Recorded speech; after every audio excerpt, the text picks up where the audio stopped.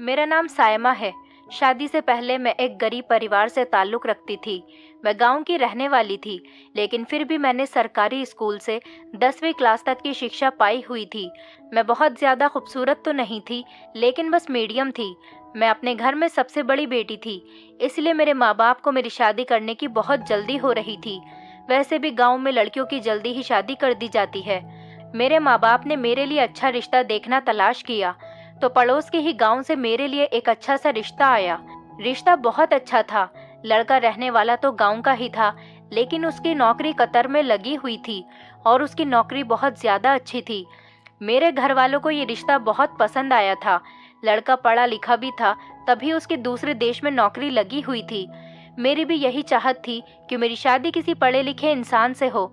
ये रिश्ता मिल जाने के बाद मेरी चाहत भी पूरी हो गई थी और मेरे घर वालों को रिश्ता बहुत पसंद आया था। मेरा होने वाला पति काफ़ी सालों से ही कतर में नौकरी कर रहा था। वो अपने घर में सबसे बड़ा बेटा था। उसके छोटे 3 बहन भाई थे, एक कुंवारा भाई और 2 छोटी बहनें थीं। मेरे होने वाले पति के पिता तो काफ़ी सालों पहले ही गुजर चुके थे, लेकिन माँ का साया अभी तक उन पर था। हमारा रिश्ता फोटो देखकर ही तय हो गया था।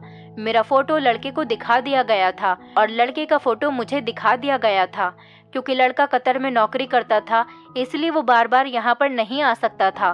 लड़के वालों की शर्त यही थी कि हमारा बेटा शादी के टाइम पर ही हिंदुस्तान वापस आएगा, और मेरा ये रिश्ता मेरे पिता के जानने वाले दोस्त ने ही करवाया था।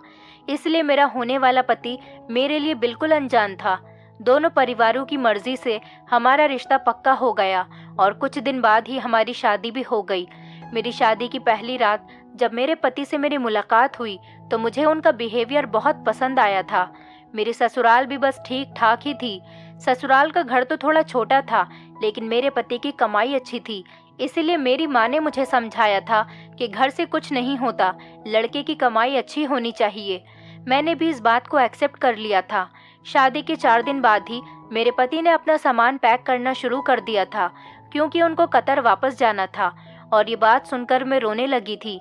अभी तो हमारी शादी को 3-4 दिन ही गुजरे थे और मेरे पति शुएब मुझे अकेला छोड़कर जा रहे थे। मैं उनके बिना यहाँ पर कैसे रहूँगी? हमने तो अभी तक एक दूसरे को ठीक तरह से जाना भी नहीं था। मैं अपनी ज़िंदगी अपने पति के साथ गुजारना चाहती थी। शादी से पहले मुझे ये बात तो पता थी कि मेरे पति काफ़ी सालों से ही कतर में नौकरी कर रहे हैं, लेकिन जब शादी के बाद वो 3-4 दिन बाद ही जाने लगे, तो मेरे पैरों तले से ज़मीन निकल गई। क्योंकि मुझे तो ये नहीं पता था कि वो अचानक इतनी जल्दी कतर जाने की तैयारी करने लगेंगे। मैंने सोचा था कि शायद वो 1-2 महीने यहाँ पर रुकेंगे, मुझे घुमाएंगे फिराएंगे, उनकी मेरे साथ अच्छी खासी बातचीत होगी, लेकिन ऐसा कुछ भी नहीं था। वो तो 3-4 दिन में ही यहाँ से जाने की तैयारी में लगे हुए थे। मैंने अपनी आंखों में आंसू भरकर अपने पति से कहा भी था कि मैं यहाँ पर आपके बिना कैसे रहूँगी। मेरी बात सुनकर मेरे पति कहने लगे, मेरी मजबूरी है, वहाँ पर मेरी नौकरी लगी हुई है, मैं ज़्यादा टाइम तक यहाँ पर नहीं रह सकता, वरना मेरी नौकरी खतरे में पड़ जाएगी। वैसे तो मैं यहाँ पर 2 महीने की छुट्टियों पर आया था, लेकिन कंपनी ने अचानक ही मेरी छुट्टियाँ कैंसिल करके मुझे वापस बुला लिया है। शायद वहाँ पर काम ज़्यादा है, इसलिए बार बार मेरे पास वहाँ से फ़ोन आ रहे हैं। ये सुनकर मेरी आंखें नम हो गई थी और मुझे गुस्सा भी आ रहा था इस बात पर कि मुझे किसी परदेसी इंसान से शादी ही नहीं करनी चाहिए थी। एक परदेसी इंसान से शादी करना बहुत ही मुश्किल काम है। इस बात का एहसास मुझे आज हो रहा था। मेरे पति ने अपना सामान पैक किया और मुझसे कहने लगे कि मैं थोड़ी देर के लिए बाजार जा रहा हूँ, और जब वो घर वापस आए तो मैंने देखा कि वो लगभग 15-20 किलो फिटकरी लेकर आए थे और मुझसे कहने लगे कि ये सारी फिटकरी मेरे सामान में रख दो। इतनी सारी फिटकरी देखकर मैं हैरान हो गई थी और मैंने कहा, आप वहाँ जाकर इसका क्या करेंगे? ये तो बहुत सारी फिटकरी है, इसका भला आपको क्या काम है? और इससे तो आपके सामान का वजन भी बढ़ जाएगा और फिर अलग से फिटकरी के पैसे भी भरने पड़ेंगे। क्या वहाँ भी हमारे इलाके की तरह गंदा पानी आता है जिसे साफ करने के लिए आप फिटकरी लेकर जा रहे हैं? मैंने अपने हिसाब से ही अपने पति को ये सारी बात बता दी थी, क्योंकि मेरी माँ हमेशा ही बर्तनों को साफ करने के लिए थोड़े से बर्तन में फिटकरी डालकर बर्तन को घुमाकर निकाल लिया करती थी। हमारे एरिया में गंदा पानी आया करता था। माँ कहती थी कि ऐसा करने से बर्तन बिल्कुल साफ हो जाते हैं और पानी के कीटाणु बर्तन पर नहीं लगते हैं। मेरी बात सुनकर शुएब हंसने लगे और कहने लगे, ये तुम्हारे इलाकों में बर्तन साफ करने के लिए इस्तेमाल की जाती होगी, लेकिन वहां पर तो शुद्ध पानी आता है, बिल्कुल साफ पानी मिलता है। कतर की औरतें इसका कुछ और ही इस्तेमाल करती हैं। ये बात मुझे ठीक से तो नहीं पता है, लेकिन मुझे ये मालूम है कि वहां पर इसकी वैल्यू बहुत ज़्यादा है। कतर की औरतें फिटकरी को डबल रेट में खरीदने के लिए भी तैयार रहती हैं। लगभग हर कतर की औरत के घर में ये फिटकरी मौजूद होती है। मैं जब भी यहाँ पर आता हूँ तो वापसी पर फिटकरी ज़रूर लेकर जाता हूँ। शुएब की बात सुनकर मैं हैरान हो गई थी। यहाँ पर तो हर दुकान पर ही फिटकरी मौजूद होती थी, लेकिन इस टाइम मैं सब कुछ भूलकर अपने पति की टेंशन ले रही थी। मेरे लिए सबसे बड़ी टेंशन मेरे पति की जुदाई थी। मैंने उनके सामान में फिटकरी तो रख दी थी। मैंने रोते हुए शुएब से कहा कि जितनी जल्दी हो सके मुझे भी तुम अपने पास बुला लेना। मैं शुएब को देखकर इतनी बुरी तरीके से रो रही थी कि मेरे आंसू रुकने का नाम ही नहीं ले रहे थे। अभी तो हम दोनों ने अपनी खूबसूरत जिंदगी की शुरुआत भी नहीं की थी और इतनी जल्दी जुदाई का टाइम भी आ गया था। शुएब के बिना ससुराल में रहने का सोचकर ही मुझे अंदर से घुटन महसूस हो रही थी। मुझे इस तरह रोता हुआ देखकर शुएब कहने लगे, तुम ज्यादा परेशान मत हो, वहां जाते ही मैं तुम्हें बुलाने का इंतजाम कर लूंगा। मैं जानती थी ये सारे झूठे बहाने हैं, लेकिन सिवाय आंसू बहाने के मेरे पास और कोई चारा भी नहीं था। मेरी दोनों छोटी नंदे बहुत ही ज्यादा चालाक थी। सास तो बीमार रहती थी, इसलिए अपने कमरे से ज्यादा बाहर निकलकर भी नहीं आती थी, लेकिन मेरी दोनों नंदे हर टाइम मुझ पर निगाह रखती थीं। उन्हें मेरे आंसू ड्रामेबाजी लगते थे। उनका कहना था कि वो भी तो अपने भाइयों की इतने सालों से जुदाई बर्दाश्त कर रही है। खैर, शुएब मुझे छोड़कर चले गए थे, लेकिन जब भी उनका फ़ोन आता था, उनकी बहनें फ़ोन पर अपने भाई से मेरी बहुत ज़्यादा बुराइयां किया करती थीं।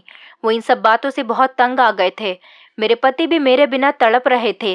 वो रोज़ मुझसे फ़ोन पर बातें किया करते थे और कहते थे, सायमा, तुम्हारे बिना मेरा दिल नहीं लगता, मुझे तुम्हारी बहुत याद आती है।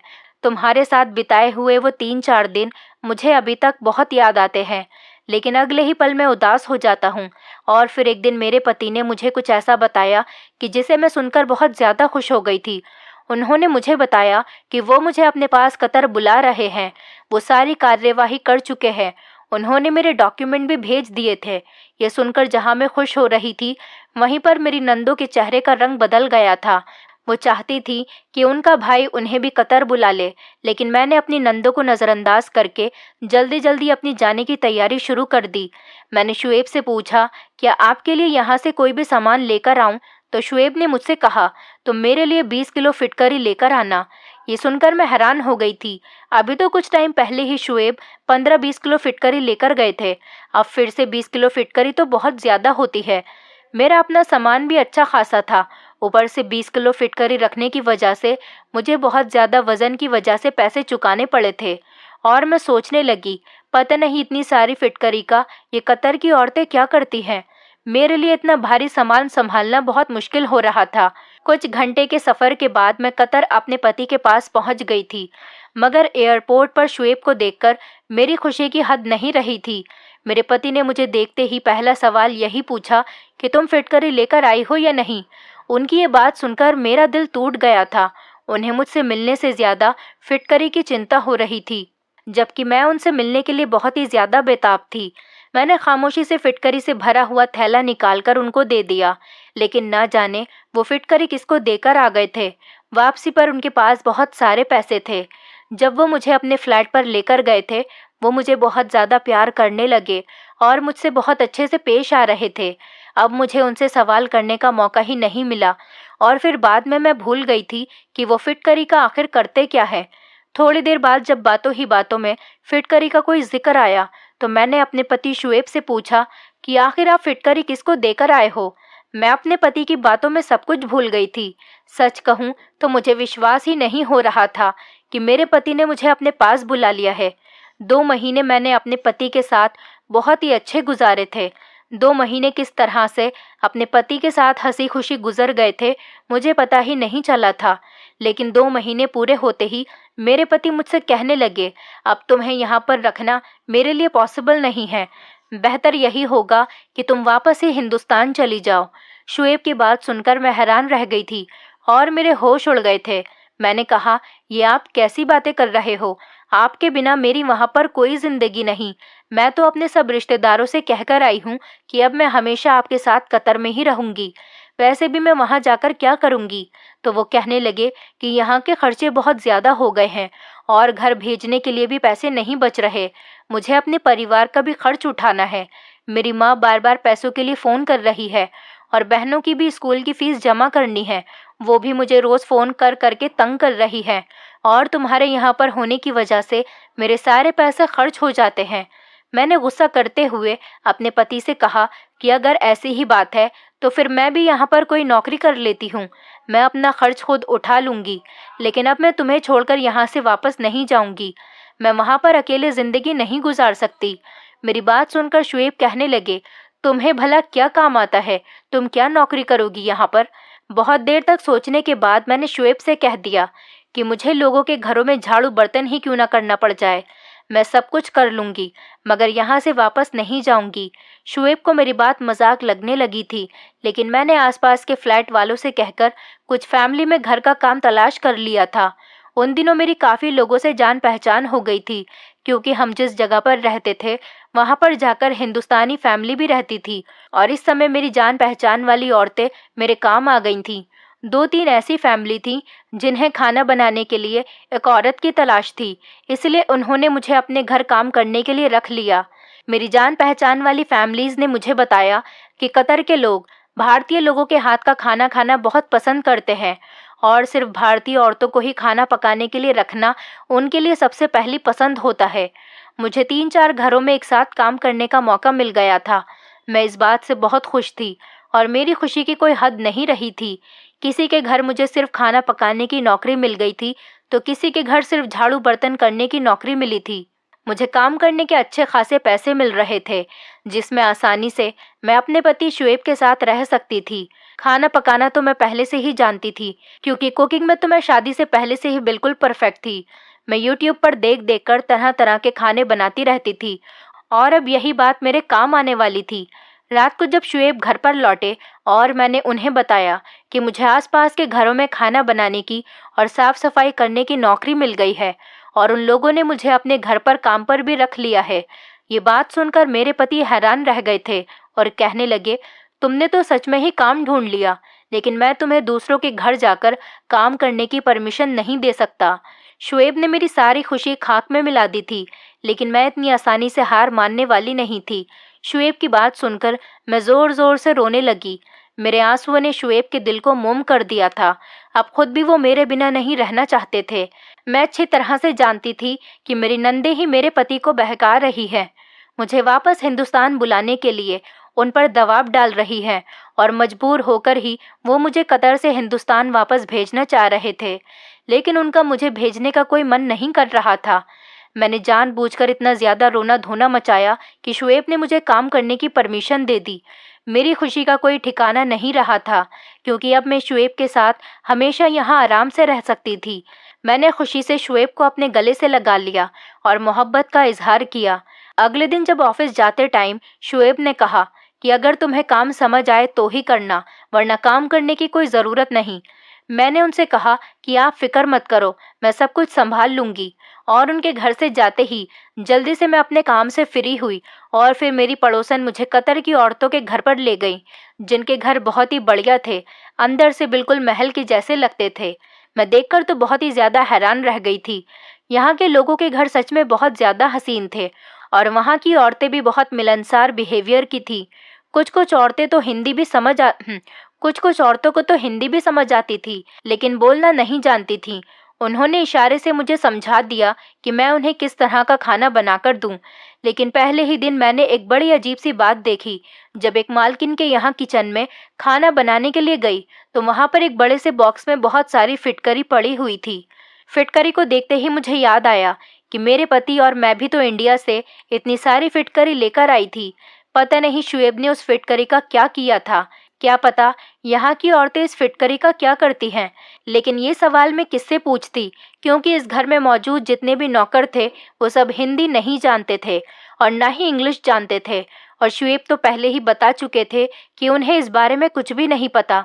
शुएब ने भी यही बताया था कि यहाँ की औरतें फिटकरी का क्या करती हैं, इस बारे में उन्हें नहीं मालूम। मैं इन्हीं सोचों में गुम थी और 2-3 घंटे में मैंने वहाँ का खाना भी बना दिया था। फिर उसके बाद मैं दूसरे घर पर खाना बनाने के लिए चली गई थी और वहाँ पर जाकर भी मैंने बिल्कुल यही चीज़ देखी कि वहाँ के किचन में तो पहले वाले से भी ज़्यादा फिटकरी भरी हुई थी। अब तो मेरे अंदर एक अजीब सा इंटरेस्ट जाग उठा था कि आखिर ये सब माजरा क्या है। इंडिया में तो मैंने ऐसा कुछ भी नहीं देखा था। मुझे खाना पकाते हुए थोड़ी ही देर गुजरी थी कि एक औरत किचन में आई और उसने फिटकरी का टुकड़ा निकाला और एक बर्तन में पानी लिया, फिटकरी का टुकड़ा उस बर्तन में डाल दिया और उसको ढककर कोने में रख दिया। पता नहीं उसने पानी में फिटकरी डुबोकर क्यों रखी हुई थी। मुझे मालूम नहीं हो सका कि वो औरत ऐसा क्यों कर रही थी, क्योंकि वो ये काम चोरी चुपके कर रही थी और मैंने काम करते हुए उसे देख लिया था, जैसे वो नहीं चाहती हो कि मैं उसकी तरफ देखूं। इस बात पर तो मैं और भी ज्यादा हैरान हुई थी। खैर, मेरा पहला दिन था और बहुत अच्छा गुजरा था। मैं सारे ही घरों में खाना बनाकर और साफ सफाई करके 6-7 घंटे में फ्री हो गई थी और शुएब के घर लौटने से पहले ही मैं घर चली गई थी। खाना बनाने का तो मुझे हमेशा से ही शौक था, इसलिए ये काम मुझे बिल्कुल भी भारी मालूम नहीं हो रहा था। शाम को जब शुएब घर आए तो उन्होंने मुझसे ढेरों सवाल पूछे, तो मैंने उन्हें दिलासा दिया कि काम बहुत अच्छा है और मुझे यहाँ पर किसी तरह की भी कोई तकलीफ नहीं। आप चाहो तो मेरी सारी सैलरी अपने घर पर भेज सकते हैं। मुझे बस आपका साथ चाहिए। मैं आपके साथ कैसे भी यहाँ पर गुजारा कर लूँगी। मेरी बात पर मेरे पति मुस्कुराने लगे थे। आखिर ये सब मैं उनके साथ रहने के लिए ही तो कर रही हूँ। शुएब रात के खाने के बाद मुझे घुमाने के लिए बाहर लेकर गए। जब से मैं कतर आई थी तब से पहली बार वो मुझे बाहर लेकर गए थे। उनके साथ बाहर घूमने में मुझे बहुत सुकून मिल रहा था, वरना अब तक तो मेरे सर पर यही टेंशन थी कि कहीं मेरे पति मुझे यहाँ से वापस न भेज दें। शुएब मुझे अपने साथ एक बड़े से मॉल में शॉपिंग कराने के लिए लेकर गए। इस रंगीन दुनिया में पहुंचकर मैं खो सी गई थी। मॉल में बड़ी बड़ी सोने की दुकान थी और यहाँ पर तो हर औरत ही ढेर सारा सोना पहने हुए थी। मैंने कभी किसी औरत को खुलेआम इतना सोना पहने हुए नहीं देखा था। मैंने अब तक यही समझा था कि शायद कतर में तो बड़े बड़े घरों के अलावा कुछ भी नहीं है, लेकिन यहाँ पर तो लोगों ने कुछ ज्यादा ही तरक्की कर ली थी और आज पहली बार मैंने यहाँ का माहौल देखा था। हमने खूब सारी शॉपिंग की और मेरे पति ने मुझे वहाँ की आइसक्रीम भी खिलाई थी। घर आते टाइम रास्ते में हमें शुएब के एक दोस्त मिल गए थे। शायद वो ऑफिस के ही दोस्त थे। उनके साथ उनकी पत्नी भी मौजूद थी। शुएब ने मुझे अपने दोस्त और उनकी पत्नी से मिलवाया। वो लोग बहुत ही ज्यादा अच्छे लग रहे थे और जब उन्हें पता चला कि मैं शादी के बाद पहली बार हिंदुस्तान से यहाँ पर आई हूँ तो उन्होंने मुझे और शुएब को अपने घर पर अगले ही दिन डिनर के लिए बुला लिया। वो लोग भी कतर में ही रहते थे, लेकिन उनकी हिंदी काफ़ी अच्छी थी। शुएब ने उनसे काफ़ी मना भी किया कि हम लोग डिनर पर नहीं आ सकते, लेकिन वो नहीं माने और जब वो ज़्यादा ही जिद करने लगे तो मेरे पति ने उनके डिनर का ऑफ़र एक्सेप्ट कर लिया। मैं शुएब के दोस्त के घर जाने के लिए ज़्यादा ही एक्साइटेड थी, क्योंकि मैंने अभी तक वहाँ के लोगों के हाथ का बना हुआ खाना नहीं खाया था, क्योंकि मैं तो हिंदुस्तानी थी और अपने हाथ से ही खाना बनाकर खा रही थी और यहाँ आकर किसी के घर दावत पर भी पहली बार ही जा रही थी। अगले दिन मैंने सभी लोगों के घरों में काम किया और खाना बनाया और वापस आते ही जल्दी जल्दी रेडी हो गई। शुएब कहकर गए थे कि वो जल्दी ही काम से लौट आएंगे और फिर हम लोग उनके दोस्त के घर जाएंगे। शुएब के आते ही हम दोनों उनके दोस्त के घर के लिए निकल गए थे। उनके दोस्त और उनकी पत्नी ने बहुत ही अच्छी तरह से हमारा वेलकम किया था। मैं शुएब के दोस्त का घर देखती ही रह गई थी। घर बाहर से जितना खूबसूरत था, अंदर से भी उससे कई गुना खूबसूरत था। उनके 2 प्यारे से बेटे थे और एक छोटी सी 3 महीने की बेटी भी थी। छोटी बेटी को देखते ही मुझे उस पर बहुत ज़्यादा प्यार आ गया था। शुएब के दोस्त की पत्नी का नाम आयशा था। वो किचन में खाने की तैयारी कर रही थी। मैं भी उन्हीं के पास जाकर खड़ी हो गई। मुझे देखकर वो मुस्कुराकर कहने लगी कि भाभी आप बैठ जाओ, मैं बस खाना तैयार करके आपके पास आती हूँ। मैंने उनकी बात को इग्नोर करते हुए कहा कि मैं आपकी मदद करवा देती हूँ और फिर मैंने उनकी मदद करवाना शुरू कर दी और तभी मेरी नज़र आयशा भाभी के किचन में रखी हुई फिटकरी पर पड़ी। उन्होंने भी फिटकरी को एक डिब्बे में रखा हुआ था। डब्बा ट्रांसपेरेंट था, इसी वजह से मुझे उसके अंदर की फिटकरी ठीक से दिखाई दे रही थी। एक बार फिर से मेरे दिल में यही सवाल उठा कि आखिर ये कतर की औरतें फिटकरी का क्या करती हैं। मैंने सोचा कि मैं इस फिटकरी का राज आयशा से पूछ लेती हूँ, मगर आयशा से पूछने में मुझे थोड़ी झिझक महसूस हो रही थी, क्योंकि जिस घर में मैं काम किया करती थी वहाँ की मालकिन ने छुपाने के अंदाज में फिटकरी को पानी में डालकर रखा था। पता नहीं इसके पीछे कौन सी बात हो सकती है। आयशा का ध्यान तो खाना बनाने में लगा हुआ था। अब मुझसे रहा नहीं गया तो मैंने उनसे पूछ ही लिया कि ये फिटकरी यहाँ पर क्यों रखी हुई है। आखिर आप लोग इतनी सारी फिटकरी का क्या करते हो? हमारे यहाँ तो फिटकरी इतनी ज्यादा तादाद में किचन में नहीं रखी जाती। मेरी ये बात सुनते ही आयशा के चेहरे का रंग बदल गया और उसने जल्दी से फिटकरी के डिब्बे को उठाकर कबर्ड में रख दिया। उसका अंदाज भी बड़ा अजीब सा था। मेरी बात का जवाब दिए बिना ही वो खाना बनाने में लग गई, तो मैं भी खामोश हो गई, क्योंकि दोबारा पूछने की मुझ में हिम्मत नहीं रही थी और मुझे अच्छा भी नहीं लग रहा था। आयशा ने बहुत ही टेस्टी खाना बनाया था। दावत बहुत ही अच्छी रही थी। हम उन लोगों से परमिशन लेकर अपने घर लौट आए थे। हमें उनके घर जाना बहुत अच्छा लगा था, पर सारे रास्ते मेरे दिमाग में फिटकरी चलती रही थी। शुएब ने मेरा गुमसुम सा अंदाज देखा तो मुझसे पूछने लगे कि तुम्हें क्या हुआ है। मैंने शुएब को सारी बात बता दी कि किस तरह मैंने यहाँ पर काफ़ी घरों में फिटकरी के बड़े बड़े डिब्बे देखे थे और आज आयशा के किचन में भी बहुत सारी फिटकरी देखी थी, जो कि एक बड़े से डिब्बे में मौजूद थी। आखिर कतर की औरतें क्या करती हैं इतनी सारी फिटकरी का? मेरी बात सुनकर मेरे पति हंस पड़े और कहने लगे, तुम औरतें तो छोटी छोटी बातों पर सोच विचार करने लग जाती हो। आखिर यहाँ पर औरतें फिटकरी का कुछ भी करती हों, हमें उससे क्या मतलब है? लेकिन मुझे तो सच्चाई के बारे में जानना था, क्योंकि फिटकरी तो हमारे हिंदुस्तान में भी पाई जाती थी। वहाँ तो ऐसा कोई एक्सपेरिमेंट फिटकरी पर नहीं किया जाता था जितना यहाँ पर किया जाता है। शुएब ने कहा कि चलो मैं ही तुम्हें पता करके इस बारे में बताता हूँ कि आखिर यहाँ की औरतें फिटकरी के साथ क्या करती हैं और इसके पीछे क्या राज है। धीरे धीरे दिन गुजर रहे थे। मेरा काम बहुत ही अच्छी तरह से जम गया था। मुझे वहाँ के लोगों में घरों में खाना पकाने की अब आदत सी हो गई थी। मेरे माता पिता की मुझसे हर दूसरे तीसरे दिन फ़ोन पर बात होती रहती थी। जब से मैं शुएब के पास आई थी मेरी माँ को बहुत सुकून हो गया था। मैंने अपनी माँ से कई बार फिटकरी के बारे में बहुत सारे सवाल पूछे थे, कहीं मेरी माँ को फिटकरी के बारे में कुछ पता हो। लेकिन मेरी माँ को भी ज़्यादा जानकारी नहीं थी कि फिटकरी को पानी में भिगोकर क्या किया जा सकता है। ये बात मेरे लिए बहुत ही ज़्यादा हैरान कर देने वाली थी। मैं कतर में आकर पूरी तरह से सेट हो गई थी। अब मुझे हिंदुस्तान वापस जाने की कोई चिंता नहीं रही थी। मेरा काम बहुत ही अच्छा चल रहा था। मेरे पति और मैं यहाँ पर खूब कमाई कर रहे थे। जिन लोगों के घरों में मैं काम किया करती थी वो लोग भी मेरा बहुत ख्याल रखते थे। मेरे खाने की बहुत तारीफ होती थी और जिनके घरों में मैं सफाई किया करती थी वहाँ पर मेरी सफाई की भी खूब तारीफ की जाती थी, क्योंकि मैं बहुत ही सलीके से काम करती थी।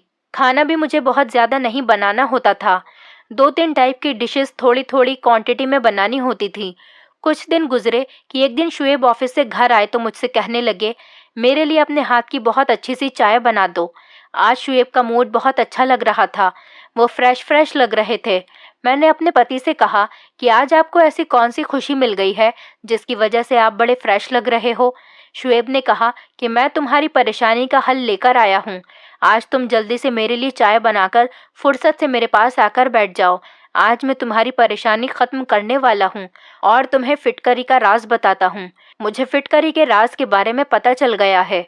मैं फिटकरी का राज जानने के लिए बहुत ज़्यादा एक्साइटेड थी, इसीलिए मैंने जल्दी से अपने पति के लिए चाय बनाई और सारे काम से फ्री होकर उनके पास आराम से जाकर बैठ गई।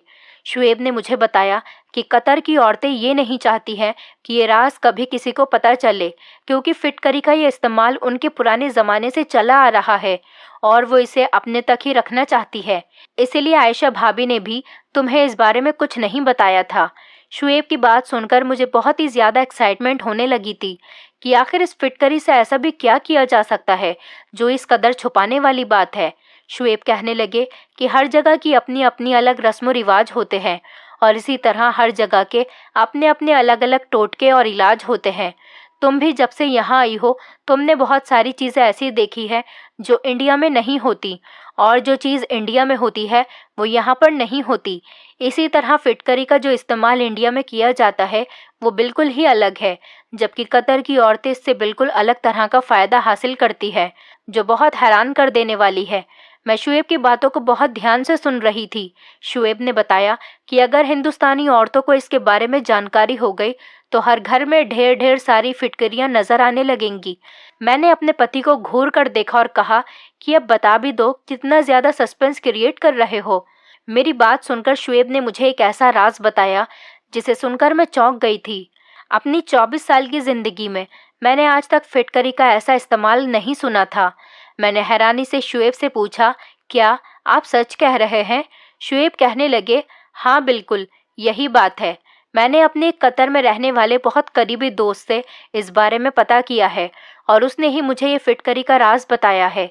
मेरा ये दोस्त वही है जिसे मैं इंडिया से फिटकरी लाकर महंगे दामों में बेच देता हूँ। इससे मुझे काफ़ी प्रॉफिट होता है क्योंकि फिटकरी यहाँ पर भी बहुत ज़्यादा महंगी है और फिटकरी का इतना ज़्यादा इस्तेमाल होने पर यहाँ पर फिटकरी ज़्यादा आसानी से मिलती भी नहीं है। इसीलिए मैं जब भी इंडिया जाता हूँ तो वहाँ से फिटकरी ज़रूर लेकर आता हूँ और यहाँ पर महंगे दामों में बेच देता हूँ। यहाँ के लोग महंगे दाम में भी आसानी से फिटकरी को ख़रीद लेते हैं। और शुएब ने मुझे बताया कि कतर की औरतें पहले फिटकरी से एक ख़ास तरह की दवाई तैयार करती है जो उन्होंने अपने बुजुर्गों से तैयार करना सीखी है। पानी में कुछ सामान मिलाकर ये दवाई तैयार की जाती है और फिर फिटकरी को इस पानी में मिलाने के बाद कई दिन के लिए रख दिया जाता है। उसके बाद रोज़ सुबह को निहारमु पानी वाली फिटकरी को पीसकर इस्तेमाल किया जाता है। कतर की औरतें रोज़ सुबह को ये फिटकरी वाला पानी पीती हैं और इस दवाई का सेवन वो लगातार 3 महीने तक करती हैं और उनका मानना है कि इस तरह उनके पास बहुत ही खूबसूरत बच्चा पैदा होगा। जो कतर की औरतें पूरी लगन से उस दवाई को पीती हैं और तो और ये दवाई इसलिए भी काम आती है कि जो औरतें इस दवाई को निहारमु 3 महीने तक पीती हैं उनके पास खूबसूरत बच्चा तो होगा ही, लेकिन बेटा ही पैदा होगा। इस दवाई को पीने से बेटे की ही पैदाइश होती है।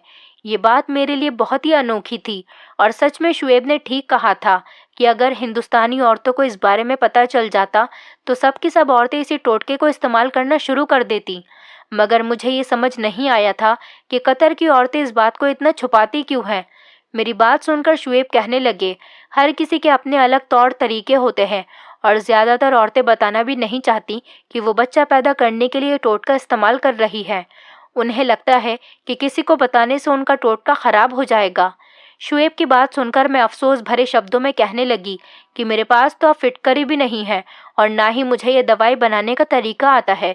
मेरी बात सुनकर शुएब हंस पड़े और कहने लगे कि मुझे बस बच्चे की चाहत है, चाहे वो बेटा हो या बेटी, मुझे इस बात से कोई फर्क नहीं पड़ता।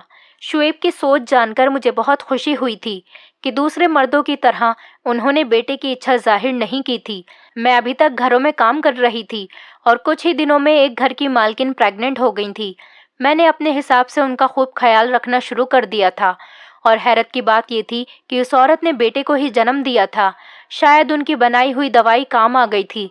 कुछ ही दिनों में ऊपर वाले ने मुझे भी गुड न्यूज़ दे दी थी, लेकिन मैंने ऐसी कोई दवाई इस्तेमाल नहीं की थी और मैं पूरे 9 के 9 महीने बिल्कुल फिट रही थी। 9 महीने के बाद जब मैंने बच्चे को जन्म दिया तो ये देखकर मैं हैरान रह गई थी कि मेरा भी बेटा ही पैदा हुआ था।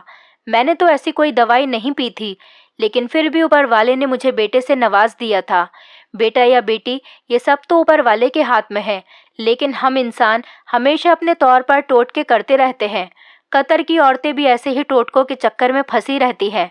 मैं ये बात तो नहीं जानती थी कि कितनी कतर की औरतें इस फिटकरी की दवाई के टोटके से जानकार हैं, लेकिन जहाँ तक मैंने देखा था ज़्यादातर कतर की औरतों के घरों में फिटकरी मौजूद थी।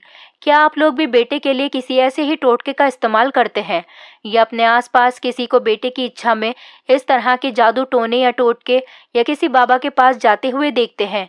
ये सारे काम बिल्कुल ही गलत हैं। ऊपर वाला हमें बेटा दे या बेटी, हमें उसकी नेमत समझकर अपने पास रख लेना चाहिए। ऊपर वाला हमें औलाद से नवाज रहा है, यही हमारे लिए बहुत है। बेटा या बेटी कुछ नहीं होता, औलाद होना ही सबसे बड़ी बात होती है। मैं अपने पति शुएब के साथ बहुत खुश हूँ, लेकिन अब मैंने कतर की औरतों में ज़्यादा इंटरेस्ट लेना बंद कर दिया, क्योंकि ये बात मुझे पसंद नहीं आई थी कि बेटा होने के लिए वो लोग इतना ज़्यादा टोटकों का इस्तेमाल किया करती थीं। बेटी होने के लिए भी तो लोग टोटके का इस्तेमाल कर सकते हैं। आखिर बेटी भी ऊपर वाले की ही नेमत होती है। मुझे तो बेटियां बहुत पसंद हैं और मैं दुआ करती हूँ कि अगली होने वाली औलाद ऊपर वाला मुझे बेटी ही दे। मुझे बेटियां बहुत पसंद हैं। मैं अपने बेटे के साथ बहुत ज़्यादा खुश हूँ, लेकिन मुझे अभी भी एक बेटी की ख्वाहिश और है, ताकि मेरी फैमिली कंप्लीट हो जाए। दोस्तों, उम्मीद करती हूँ आपको हमारी कहानी पसंद आई होगी। कहानी पसंद आई है तो वीडियो को लाइक करें, चैनल पर नए हैं तो चैनल को सब्सक्राइब करें और हाँ, नोटिफिकेशन बेल को ज़रूर दबाएं ताकि अगली अपडेट सबसे पहले आपको मिले।